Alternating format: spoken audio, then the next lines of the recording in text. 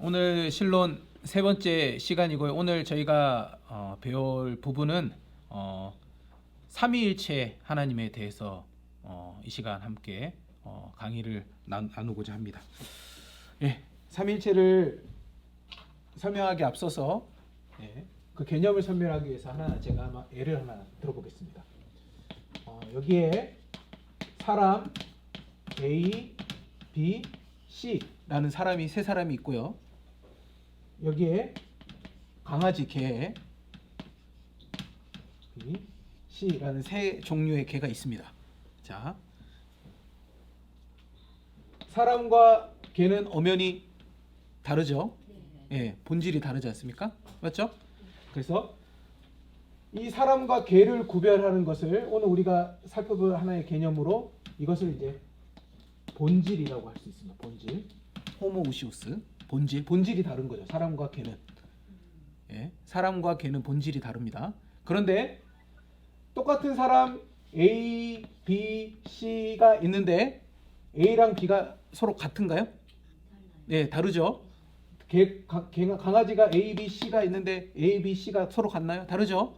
자, 요 사이를 구분짓는, 그러니까 저는 장희철이라는 사람이고 여러분들도 각자의 고유의 인격을 가지고 있잖아요. 그러니까 사람 같은 본질은 사람인데 똑같은 사람이라도 어떻게 합니까? 인격이라는 것이 있어가지고 서로 구별이 되지 않습니까? 예, 이것을 가리켜서 사람한테는 인격이라는 표현을 쓸 수가 있는데 하나님을 표현하고 싶은데 하나님은 사람이 아니시잖아요. 그 하나님한테는 인격이라는 표현을 쓸 수가 없는 거예요. 그래서 이것을 가리켜서 우리가 무슨 표현을 쓰냐면 오늘 위격이라는 표현을 씁니다. 예. 영어로는 그대로 써요. 펄슨입니다. 펄슨이라고 하는데, 예. 페르소나라는 헬라어에서 왔어요. 페르소나는 고유한 지성과 의지를 갖추고 있는 독립적인 인격체를 가리키는 말로 이제 페르소나라는 표현을 쓰거든요. 예. 그래서 이제 본질과 위격이 어떤 의미인지를 여러분들이 아시고 요거를 개념으로 오늘 삼위일체를 이제 설명을 해보도록 하겠습니다. 예. 자, 삼위일체 하나님 우리 강의 한 보겠습니다. 삼위일체의 교리적 진술 이렇게 돼 있죠. 예. 본질적 존재에 있어서 한 본질이시다라는 거죠. 한 본질. 삼위일체 하나님이라고 했을 때 본질적인 의미에서 한 본질이시고, 그 다음에 한 본질이시지만 새 위격으로 존재하신다. 예, 이것이 삼위일체의 진술입니다. 삼위일체 하나님이라는 뜻이에요. 예, 이해가 잘 되세요? 잘 안 되시죠? 잘 안 되시는 게 당연합니다. 예. 그림을 한번 보겠습니다. 그림 한번 볼게요.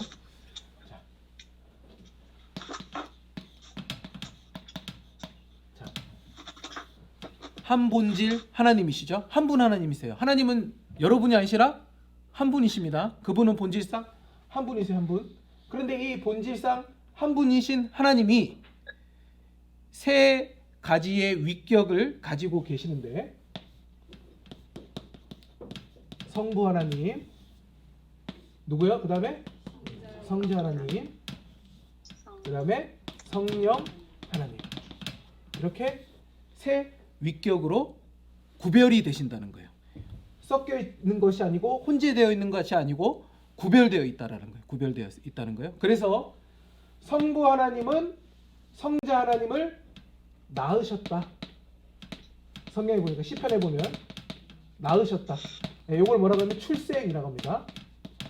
성부 하나님은 성자 하나님을 출생하셨고요. 성부 하나님이 성령 하나님을 어떻게 하셨다고요? 거기 보니까 도표에 보니까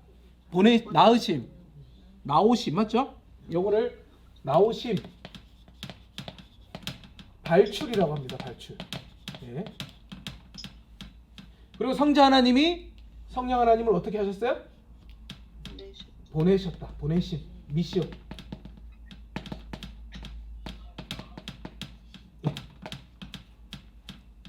이게 이제 삼위일체의 하나님을 설명하는 표입니다. 예.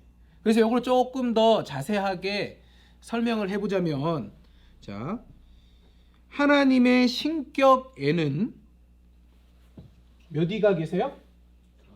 하나님이라는 신격에는 3위가 계시는데 이 3위 성부, 성자, 성령님이시며 이 3위는 그리고 이 3위는 하나님이시다. 3위는 하나님이시고 본질상 이 3위는 하나님이시기 때문에 본질이 어떻게 해요? 동등하시다. 동등하시다라는 겁니다. 예. 예. 그리고 권능과 영광에 있어서도 동등하시다. 성부 하나님이 힘이 제일 세시죠? 예, 그게 아니랍니다. 본질과 그 영광과 권능에 있어서 동일하시다. 이게 바로 삼위일체 하나님의 진술입니다. 예. 어떻게 이해가 잘 되십니까? 잘 되세요? 이해가 되면은 안 되는데. 예. 예. 하나님의 신비죠. 우리는 이 어떻게 한 분이신데 세 분이실 수 있으며 세 분이신데 한 분이실 수 있느냐?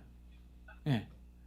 그래서 이 삼위 하나님을 어떻게 우리가 생각을 해야 되냐면 이분은 세 분 하나님이세요? 한 분 하나님이세요? 그럼 이분은 한 분 하나님이세요? 한 분 하나님이세요? 네.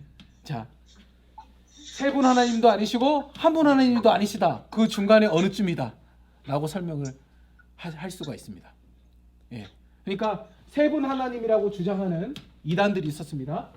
삼신론이라고 합니다. 삼신론. 이분은 한 분 하나님이시다. 단일신론이라고 합니다. 단일신론.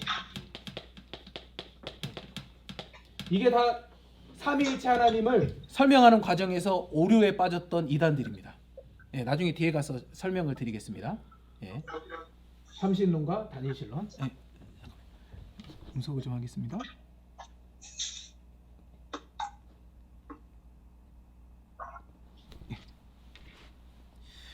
사실을 이것이 최대한 내 설명입니다.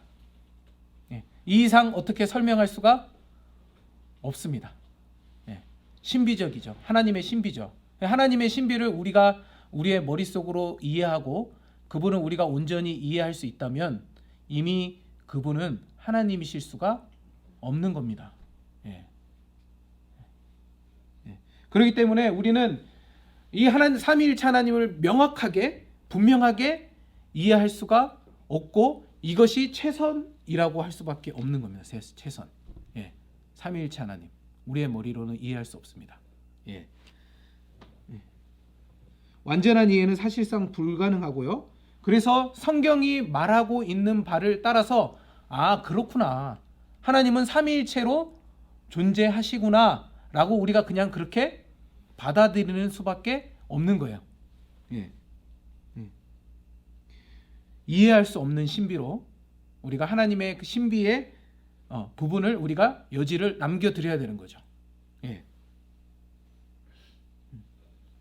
그러나 성경을 보면서 교회 수천 년의 교회 역사가 이 성경을 통해서 어떻게 해요? 이 개념을 정립해서 이렇게 설명을 한 것이죠. 최선으로 설명을 한 것이 바로 삼위일체라고 할 수가 있습니다. 예, 그래서 삼위일체 하나님을 이런 식으로 성부, 성자, 성령 삼위로 계시며 한 본질이신데 성부는 성자를 낳으셨고 성부가 성령님을 발출하셨고 성자가 성령님을 보내셨다. 이렇게 삼위 하나님의 존재적인 측면에서 삼위를 설명한다. 그래서 뭐라고 얘기하냐면 존재론적 삼위일체라고 합니다. 좀 말이 어려운데요. 존재 양태를 설명한다 그래서 존재론적 그분의 존재하심이 어떻게 존재하게 됐냐 이 부분으로 삼위일체를 설명한다 그래서 존재론적 삼위일체입니다. 그런데 이제 아무리 들어도 우리의 이제 이 지식으로는 이해가 안 되잖아요. 어떻게 세 분이 한 분이실 수가 있고 한 분이 세 분이실 수 있냐라는 거죠. 예. 그거를 이제 우리가 잘 이해가 안 되잖아요. 어떻게 셋이 하나일 수 있느냐. 예. 그래서 자, 우리가 하나님이 어떤 분이십니까? 라고 물어봤을 때 제일 먼저 떠올리는 단어가 뭡니까? 사랑이죠. 하나님은 되게 이제 모르시는 분들한테도 하나님은 어떤 분이십니까? 라고 물어보면 하나님은 사랑이시다 이런 표현을 써요. 자, 사랑이시다. 하나님이 사랑이시다라는 이 표현을 가지고 우리가 삼위일체를 또 설명할 수가 있어요. 자, 하나님께서 이 세상 가운데 제일 처음 우리 가운데 주신 가장 기초적이면서도 처음 주신 이 사회의 제도가 뭐죠? 가정이라는 거죠. 결혼을 통해서 가정이라는 것을 주시잖아요. 네. 결혼이 뭡니까? 우리가 결혼을 어떻게 고백하죠? 결혼하면 가정을 이룬다는 건 뭡니까? 서로 다른 두 사람이 만나서 한 몸 하나가 되는 게 가정이잖아요. 네. 맞습니까? 여러분들도 신비한 이 경험을 하고 계시나요? 두 사람이 만나서 한 사람이 되는 신비한 경험을 하고 계시죠? 예. 예. 이렇게 얘기하면은 손을 번쩍 들고 두 사람이 어떻게 한 사람일 수가 있냐? 두 사람이 영원히 두 사람이지. 예. 그렇게 말씀하시는데, 예.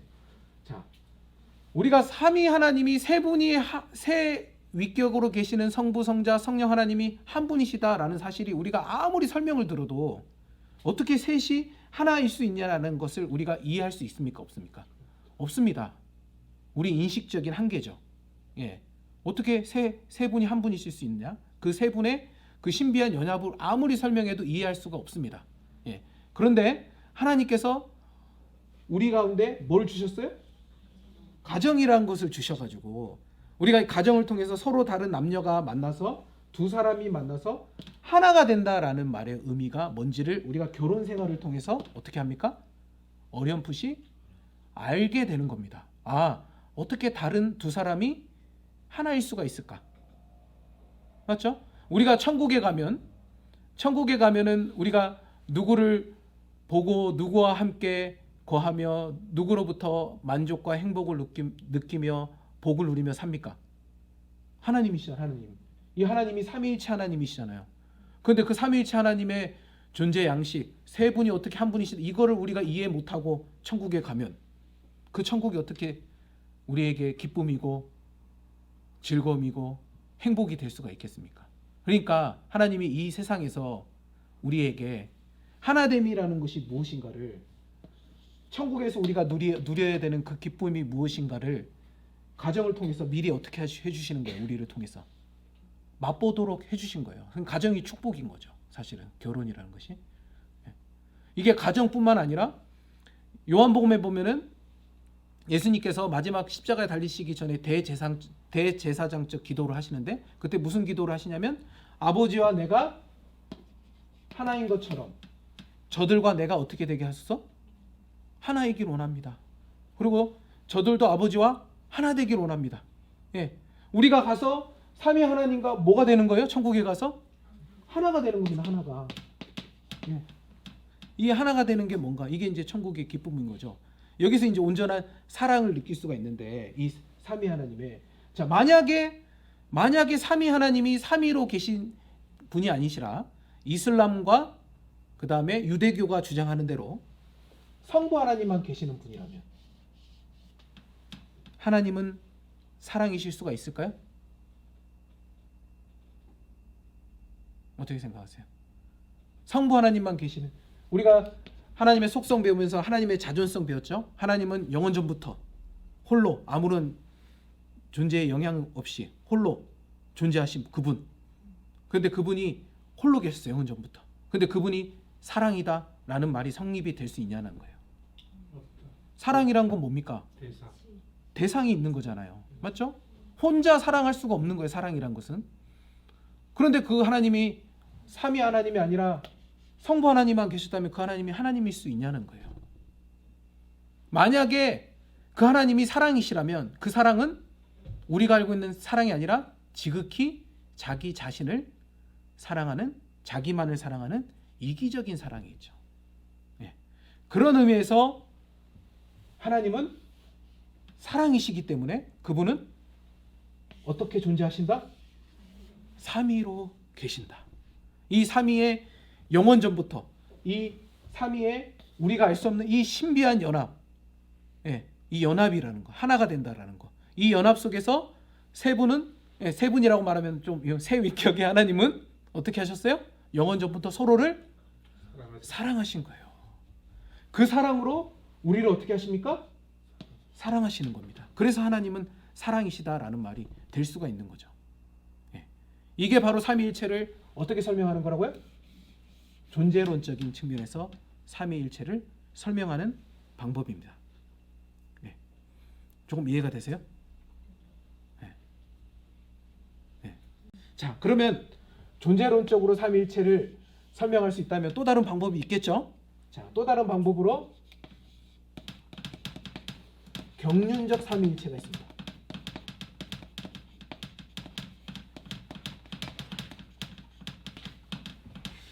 자, 경륜이 뭐라고 그랬으면 경륜?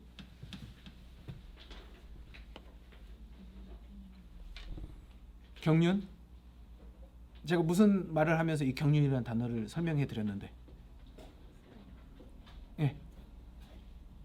하나님의 사역, 하나님의 일을 표현할 때 우리가 하나님의 경륜이라는 표현을 쓰잖아요.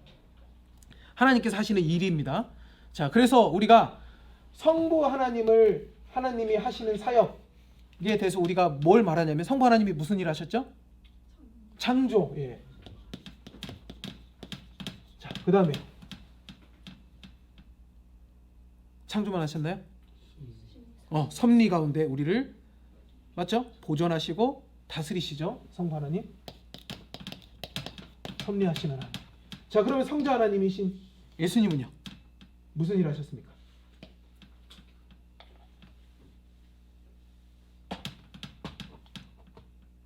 성자 하나님 예수님 무슨 일 하셨죠? 제일 중요한 일, 우리를 위해서 구속하셨죠. 맞죠? 그 다음에 그분은 우리와 같은 인간의 모습으로, 하나님이신 그분이 인간의 모습으로 낮아지시고, 그분이 율법 아래 매이시고 우리와 같이, 맞죠? 고통 가운데 거하셨죠. 그래서 우리를 어떻게 하시는 분이에요? 체휼하시죠. 우리의 연약함을 다 아시죠. 이해하시고.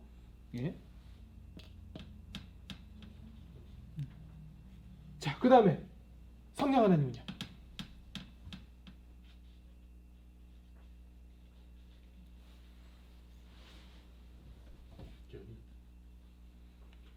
오늘도 우리를 어떻게 하세요? 끊임없이 새롭게 하시고 거룩하게 변화시키시고, 마지막 우리의 구원이 완성되는 그날까지 우리를 어떻게 하세요?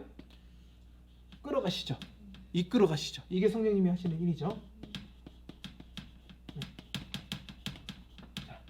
자, 그런데 질문이요. 성부 하나님께서 창조하시고 섭리하실 때 성자 하나님과 성령 하나님은 뭐 하십니까? 같이 하시는 거 맞아요?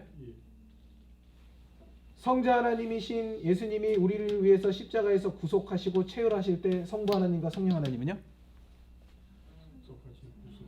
똑같이 구속하고 체휼하시고요. 그러면 마찬가지로 성령 하나님이 우리를 새롭게 하시고 거룩게 하시고 이끌어 가실 때 성부 하나님과 성자 하나님은 동일하게 그 일을 하신다고요? 자, 그러면은 아까 전에 제가 성부 하나님은 무슨 일을 했습니까? 라고 하셨을 때 왜 창조하고 섭리만 얘기하셨고, 왜 성자 하나님은 무슨 일 하십니까? 라고 하셨을 때 구속 체휼만 얘기하셨어요?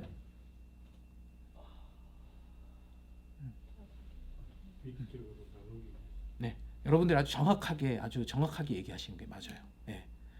삼위 하나님은 언제나 그 일을 하실 때 함께 하시죠. 성부 하나님만 창조하시고 성자 하나님만 구속하시고 성령 하나님만 우리를 새롭게 하고 거룩게 하시고, 그게 아니죠. 함께 하시죠. 그러나 우리가 성부 하나님일 때 창조와 섭리를 얘기하는 것은 그 위격에 뭐예요? 경륜에 특별히 성부 하나님께 우리가 무슨 영광을 돌려드리는 거예요? 창조와 섭리의 영광을 돌려드리는 것뿐이고, 성자 하나님께 구속과 체휼이라는 이런 부분에서 우리가 영광을 돌려드리는 것뿐인 거예요. 그러나 이 일이 성부 하나님만 하신 것은 아닌 거죠. 예. 이렇게 하나님의 하시는 일, 삼위 하나님의 하시는 그 독특함, 성부 하나님만이 하시는 그 독특함의 경륜, 이 창조와 섭리, 성자 하나님은 구속 체율, 성령 하나님은 새롭게 거룩해 하심, 이런 것들, 그 하나님의 경륜에 특별히 그 영광을 돌려드리면서 하나님의 하시는 일에 대해서 우리가 이 삼위 하나님을 어떻게 설명할 수 있습니까? 설명할 수 있다는 거예요. 이게 바로 경륜적 삼위일체입니다. 하나님의 사역을 통해서 우리가 하나님의 삼위의 하나님을 인식하고 고백할 수 있는 거죠. 이게 이제 경륜적 삼위일체라고 합니다.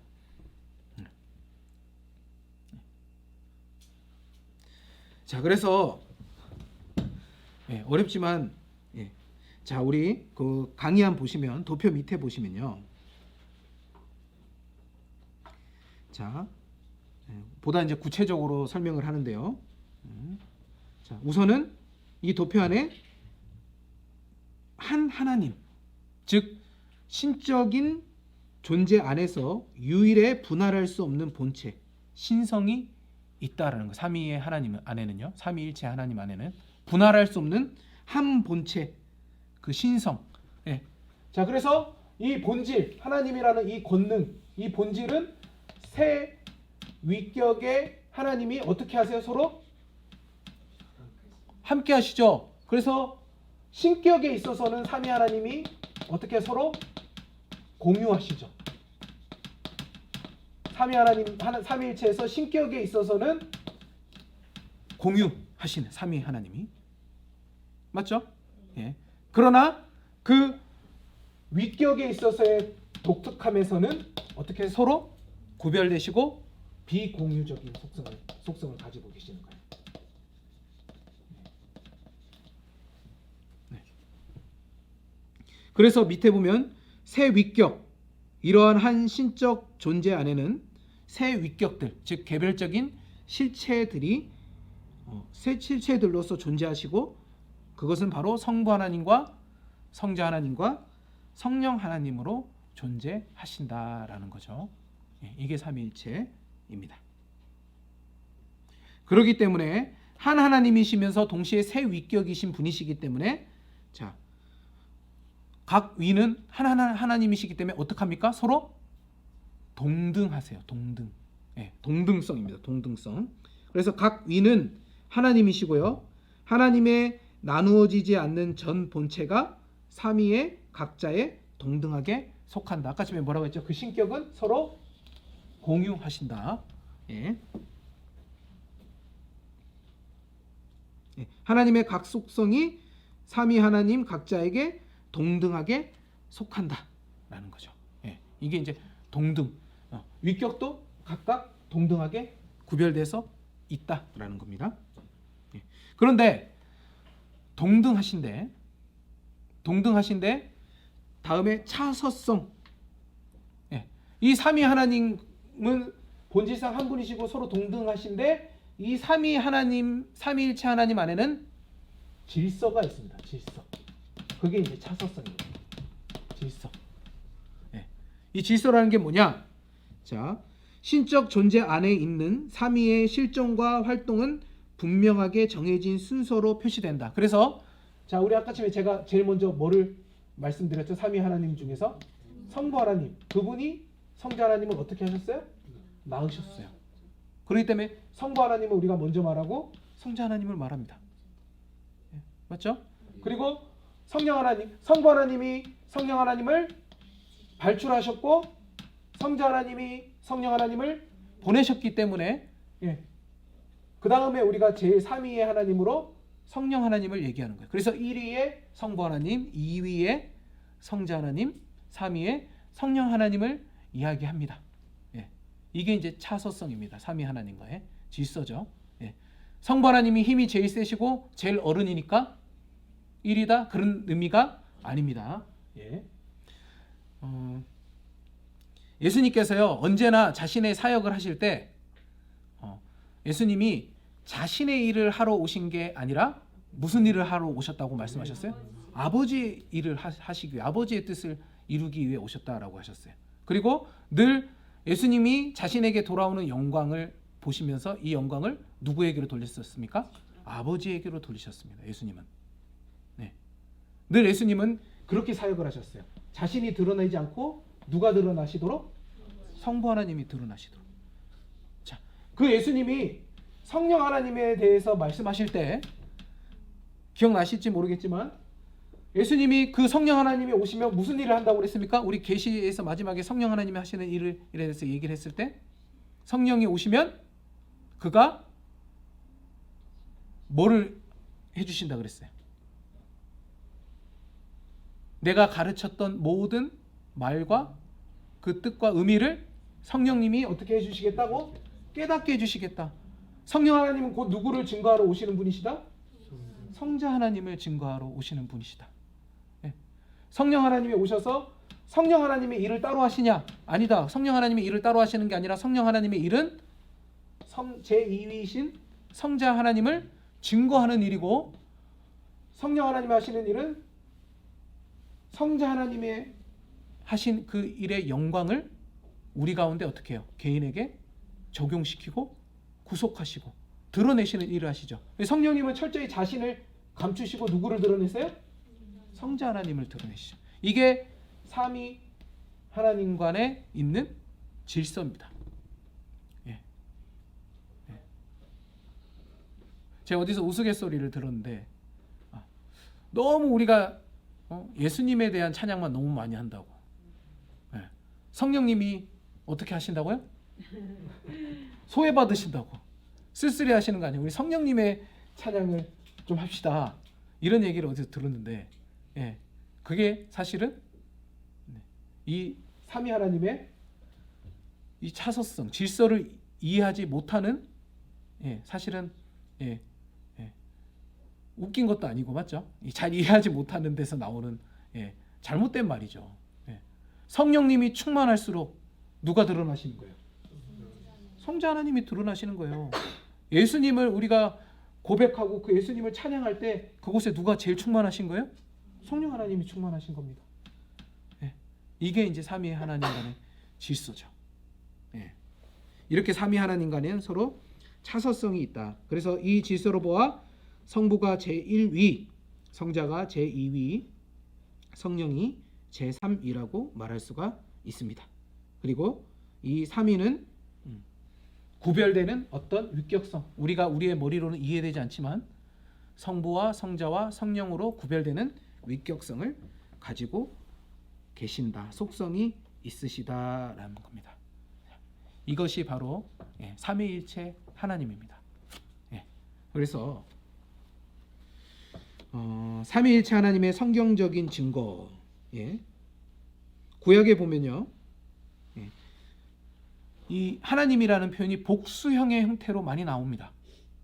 창세기, 대표적으로 창세기 1장 26절에 보면 하나님이 이르시되 우리의 형상을 따라 우리의 모양대로 우리가 사람을 만들고 그들로 바다의 물고기와 하늘의 새와 가축과 온 땅과 그 땅에 기는 모든 것을 다스리게 하자 하시고, 여기서 우리라는 표현, 하나님이 자기 자신을 가리키실 때 단수형을 쓰지 않으시고 복수 형태로 쓰신다.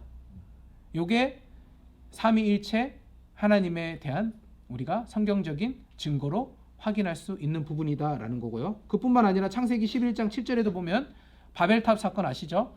바벨탑 사건 때 하나님께서 자 우리가 내려가서 거기서 그들의 언어를 혼잡하게 하자라는 표현으로 역시 동일하게 복수형의 형태를 쓰고 계세요.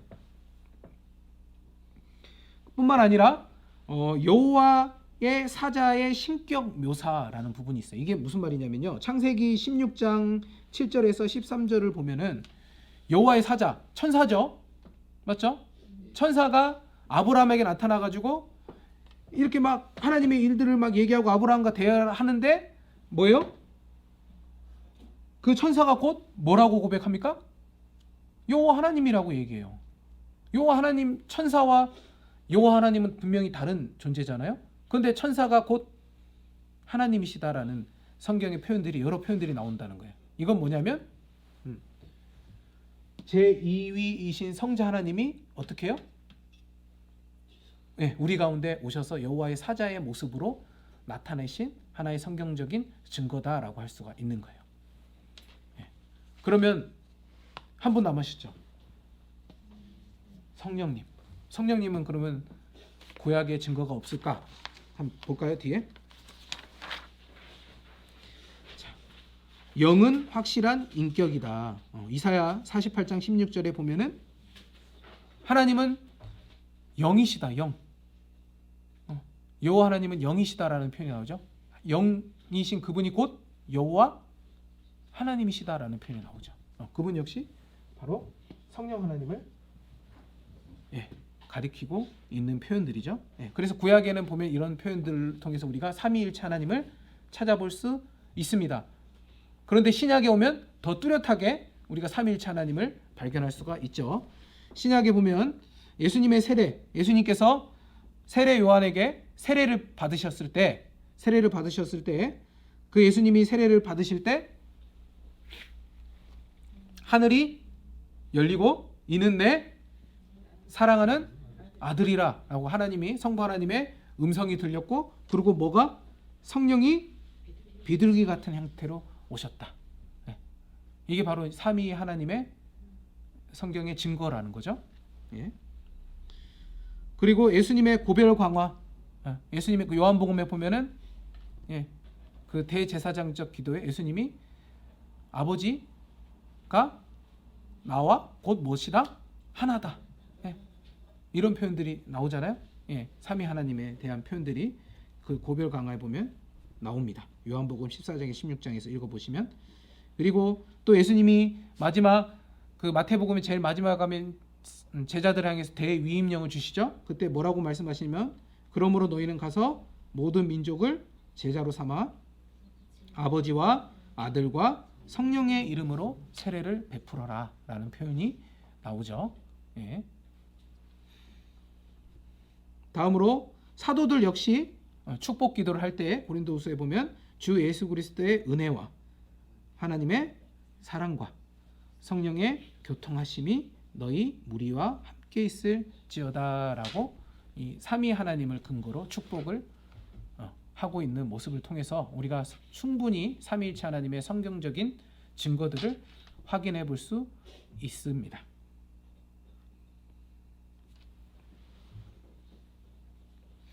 자, 이렇게 이제 삼위일체를 설명했는데 이 삼위일체에 대한 설명이 우리의 머리로는 잘 이해가 안 되고 하나님의 신비이기 때문에 쏙 이해가 안 되잖아요.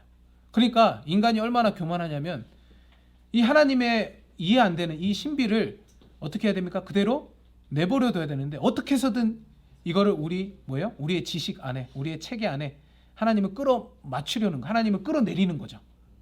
그래가지고 이 하나님을 삼위일체 하나님으로 그대로 신비로 남겨두는 게 아니라 이거를 우리의 머리로 이해하려고 하는 시도들이 있었다라는 거예요. 그게 이제 잘못된 형태들의 삼위일체 교리에 대한 그릇된 사상들입니다. 아침에 삼신론과 다니엘신론이라고 두 가지가 대표적으로 삼위일체 교리에 대한 잘못된 해석인데요. 자, 먼저 삼신론은요, 뭐겠습니까? 말 그대로 하나님은 세 분이시다라는 거예요. 하나님은 세 분이시다. 하나님은 세 분이신데 그분의 그 세 분의 하나님의 뜻이 너무나도 어떻게 해요? 하나로 합쳐져 가지고 마치 한 몸이 한 뜻을 품은 것처럼 이 세 분의 뜻이 합쳐져 가지고 우리 눈에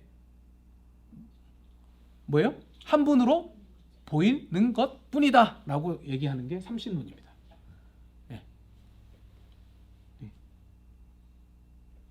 그래서 구약에서는 성부 하나님만 나타나는데 이 하나님의 뜻이 신약에서는 뭐예요? 구체적으로 나타나서 우리 눈에 뭐예요? 세 분으로 보이는 것뿐이야 라는 겁니다.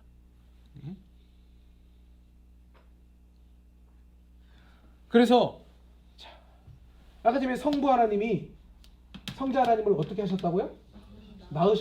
낳으셨다라는 표현이 있으니까 어떻게 생각했냐면 그럼 낳기 전에 성부 하나님이 계시고 성자 하나님이 안 계실 때가 있었다라고 생각을 한 거예요.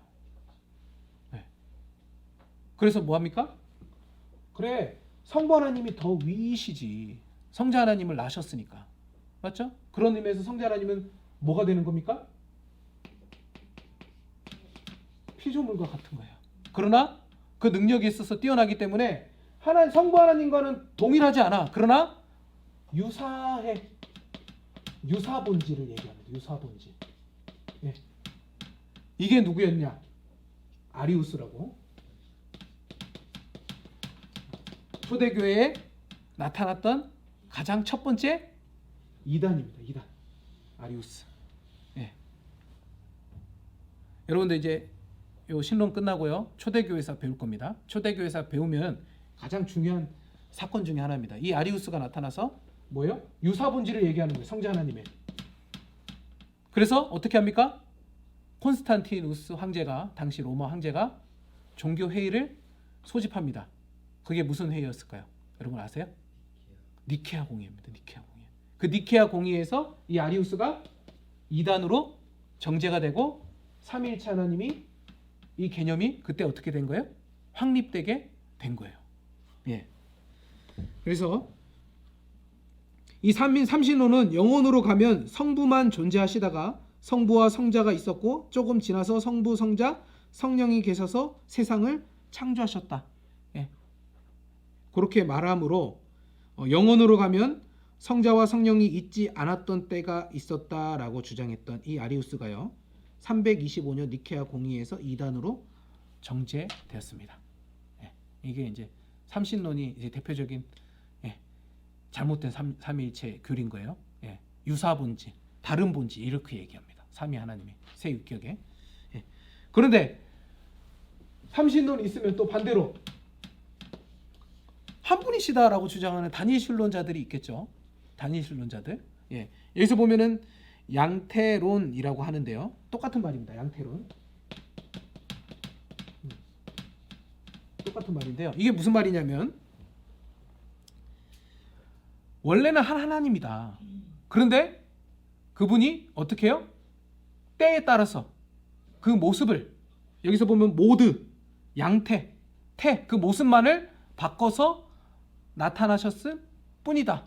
대표적으로 사벨리우스라는 사람이 이런 주장을 했었는데 뭐냐면 구약에는 하나님이 어떤 하나님으로 계셨던 거예요? 성부 하나님으로 계셨던 거예요. 근데 그분이 신약에 와서 어떤 모습으로 오신 거예요? 성자 하나님의 모습으로 우리 가운데 오신 거예요. 그리고 그분이 하늘로 올라가시고 지금 어떤 모습으로 우리가 함께 하시는 거예요? 성령 하나님으로. 그렇게 한 하나님인데 모습, 태만 바꿔서 맞죠? 그렇게 나타났다 해서 양태론, 단일신론, 이게 잘못된 삼위일체 교리입니다. 잘못된 하나님에 대한 이해입니다. 그래서 성부가 구약 시대에 계셨는데 그분이 신약에 들어와서 성자의 모습으로 오셨음. 이와 같은 설명으로 삼위일체를 설명하려는 애들이 수도 없이 많았습니다. 아마 여러분들도 들어보셨을 겁니다. 삼위일체를 설명하려고 어떻게 하냐면 비유적으로 잘 이해할 수 있도록 설명을 해요. 예컨대 저라는 사람은 교회에 오면 목사고 집에 가면 남편이고요. 직장에 가면 제가 이제 선교단체 간사를 하고 있거든요. 직장에 가면 간사잖아요. 똑같은 난데 어때요? 위치에 따라서 간사가 되고 목사가 되고 아빠가 된다. 이런 설명으로 들어보신 적 있으시죠? 맞죠? 이런 식으로 설명하는 게 삼위일체를 설명하는 게 뭡니까? 양태론입니다. 잘못된 삼위일체의 설명이에요. 삼위일체 제가 설명할 때 이해되십니까? 라고 했는데 이해되신다고 했을 때 실은 놀랐습니다. 이게 이해가 될 수가 없는 거예요. 우리의 머리로는 이 신비가 이해가 될 수가 없는 부분이에요. 이런 식으로 뭐예요? 태양이 있는데 태양은 뭘로 존재합니까? 빛으로도 존재했다가 열로도 존재했다가 뭐 그렇잖아요. 이런 식으로 분리해서 설명하거나 그 다음에 사과라는 것을 가지고 또 설명을 해요. 사과의 껍질은 뭐예요? 성부 하나님이라서 우리를 어떻게 해요? 지키시고 보호하시는 분. 그 다음에 그 사과의 씨는 성자 하나님, 생명을 발현하고 우리의 생명을 구속하고 우리의 생명을 창조하신, 새롭게 부여하신 분. 그 다음에 과육은 뭐예요? 우리를 날마다 살찌우게 하시는 성령 하나님. 이렇게 설명하니까 와, 어떻게 저렇게 삼위일체를 딱 이해할 수 있게 저렇게 설명하느냐라고 하지만 그런 설명의 시도는 다 잘못된 삼위일체를 설명하는 겁니다. 양태론입니다. 양태론. 그런 식으로 설명될 수가 없는 겁니다. 삼위일체는. 우리의 머리로는 이해가 안 되시는 게 정상입니다. 예. 그러니까 너무 당황하지 마시고, 예. 하나님의 신비를 우리가 그대로 아, 그렇구나. 그럼 왜 굳이 삼위일체라는 용어를 써서 하나님을 설명해야 되는가? 이런 의문이 들어야죠. 왜 굳이 삼위일체라는 용어를 쓸까? 예. 삼위일체라는 용어는요, 성경에 나오지 않습니다. 찾아보세요. 삼위일체라는 표현이 있는가? 없습니다. 그럼 그건 뭐냐면 삼위일체라는 용어는 우리가 인간이 만들어낸 용어예요. 예. 그 말인즉슨요, 삼위일체라고 우리가 하나님을 고백하고 얘기하지만 이 삼위일체로 하나님이 정확하게 존재하시느냐? 그렇지 않을 수도 있다라는 오류를 우리가 인정하는 겁니다. 예. 예. 이게 삼위일체가 딱 맞다 이렇게 설명하는 게 아니에요. 그러면 삼위일체라는 용어를 왜 써야 되냐? 굳이 성경에는 없는데. 예. 그러나 이 삼위일체라는 용어 때문에 우리가 하나님을 자기 멋대로, 자기 마음대로 생각하고 판단하고 뭐 하는 거예요? 재단하는 그런 오류에서 우리를 어떻게 합니까? 이 삼위일체라는 용어가 우리를 지켜주는 겁니다. 잘못된 하나님의 생각으로 우리를 빠지지 않도록 지켜주는 겁니다. 예. 그리고 지금까지 교회사의 수천 년의 교회사 가운데 이 삼위일체라는 교리가 무슨 역할을 했냐면 참과 거짓을 분별하는 시금석과 같은 역할을 했어요. 예. 이단과 진리를 구별하는, 예. 교회 역사상. 예. 그리고 여러분들 매주마다 고백하시는, 신앙 고백으로 하시는 뭐 고백하시죠? 사도신경. 사도신경 여러분 아무 생각 없이 고백하시는데 그 사도신경이 어떤 구조로 되어 있는지 아세요? 삼위일체 구조로 되어 있습니다. 그냥 고백한 게 아닙니다. 사도신경이. 예. 전능하사 천지를 만드신 하나님 아버지를 내가 믿사하며 그 외아들 우리 주 예수 그리스도를 믿사오니, 그 다음에 예수님의 쭉 대해서 쭉 말한 다음에 그 다음에 뭐예요? 예. 거룩한 공교와 성도의 교제와 죄를 사하여 받는 것과 몸의 부활과, 이건 또 성령 하나님에 대한 고백이죠. 이게 성부, 성자, 성령 하나님에 대한 고백이 담겨져 있는 게 사도신경입니다. 사도신경. 예. 그만큼 우리의 어떻게 신앙의 어때요? 가장 근간이 되고 기본이 되는 교리가 바로 이 삼위일체 교리입니다. 예. 중요한 거예요. 우리가 어떤 하나님을 믿느냐? 우리는 유대교, 그 다음에 이슬람교가 말하는 성부 하나님만을 하나님으로 고백하는 하나님이 아니라 우리가 믿는 하나님은 삼위일체 하나님을 믿고 고백하는 거예요. 예. 이렇게 우리가 삼위일체 하나님에 대해서 배워봤습니다. 예. 어려우시죠? 예. 그럼 다음 시간에 배울 거는 더 어려울 겁니다. 예, 잠시 쉬고 40분부터 다시 수업 시작하도록 하겠습니다.